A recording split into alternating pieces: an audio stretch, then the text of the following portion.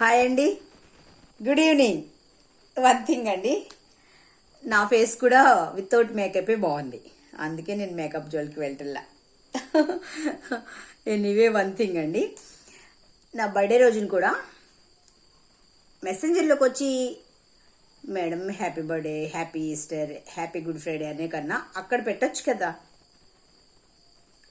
కామెంట్లో మీరు కామెంట్ చేస్తే చూస్తే వ్యూస్ పెరుగుతాయి కదా, లైక్లు వస్తాయి కదా, అలా చేయరు. సరేలే, ఒక విషయం శ్రద్ధగా వినండి. ఎవరినైనా మీరు లవ్ చేయాలనుకుంటే హానెస్ట్గా చేయండి, ఎమోషనల్తో ఆడుకోకండి. అది మీకు మళ్ళీ పాపం వల్లే మారుతుంది, అదే శాపంగా మారుతుంది. మీకు మీ పిల్లలు ఉంటారు కదా,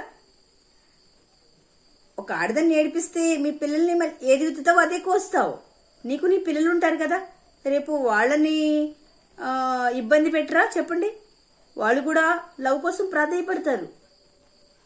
సో మీరు లైఫ్ లాంగ్, భర్త అయినా బాయ్ ఫ్రెండ్ అయినా లైఫ్ లాంగ్ హర్ట్ చేయకుండా, లేడీస్ ఒకవేళ వద్దని వాళ్ళు దూరం పెడితే ఇట్స్ ఓకే, అంతేగాని మీరు మాత్రం లేడీస్ని హర్ట్ చేయకండి, ఎందుకంటే అది చాలా పెద్ద పాపం. లేడీస్ మనసు చాలా సున్నితం అండి. మీరు ఒకరు కాకపోతే ఇంకొకరు అనుకుని వెళ్తారు. చాలా కొటేషన్స్ మీరు చదివి ఉంటారు, నేను చాలా కొటేషన్ చదువుతూ ఉంటాను. సో వాళ్ళు నిజాయితీగా ప్రేమిస్తారు, నిజాయితీగా నీతో బెడ్ షేర్ చేసుకుంటారు, వాళ్ళ శరీరం అప్పగిస్తారు. అలాంటి వాళ్ళని మీరెందుకు మోసం చేయాలని చూస్తూ ఉంటారు? అది పాపం శాపంగా మారుద్ది. ఓకే, సో ఎనీవే దేవుడే చూసుకుంటాడు అలాంటి వాళ్ళని. ఇంకొక విషయం, కొన్ని ఎలా ఈ భయంకరమైన పరిస్థితిలో ఎలా మారానంటే కొంచెం చేంజ్ అయ్యాను. ఎలాగో తెలుసా, మా హస్బెండ్ని కొట్టాను, మా అమ్మని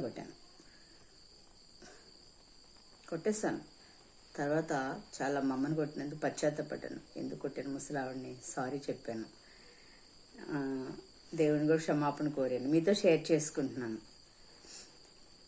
బస్సులో వస్తూ ఉంటే ఒకసారి మేము ఆపే స్టాప్లో ఎందుకు ఆపేవు అని చెప్పి ఒక డ్రైవర్ని క్లీనర్ అడుగుతున్నాడు, ఐ మీన్ కండక్టర్ అడుగుతుంటే నేను ఫుల్ క్లాస్ పీకాను అతనికి. వాళ్ళ రీజన్ వేరుగా ఉంది, అక్కడ గేట్ పడుద్ది అనమాట గుడివాడ దగ్గర. సో సిద్ధాంతం అడ్డు రోడ్డు దగ్గర ఎందుకు ఆపేవని అంటుంటే ఇంకా అతను కామ్గా ఉన్నాడు.